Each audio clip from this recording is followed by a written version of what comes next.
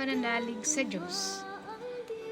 At sinabi ni Jesus sa kanyang mga alagad, "Kaya't sinasabi ko sa inyo, huwag kayong mabagabag tungkol sa pagkain na kailangan upang mabuhay o tungkol sa damit na itatakip sa katawan, sapagkat ang buhay ay higit na mahalaga kaysa pagkain at ang katawan kaysa pananamit. Isipin na lang ninyo ang mga uwak, hindi sila naghahasik ni nag-aaniman, wala silang bangan ni kamalig, gayon may pinapakain sila ng Diyos. Gaano pa kayo, higit kayong mahalaga kaysa mga ibon. Sino sa inyo ang makapagpapahaba ng kanyang buhay ng higit 1 oras man lamang sa pamamagitan ng pagkabalisa?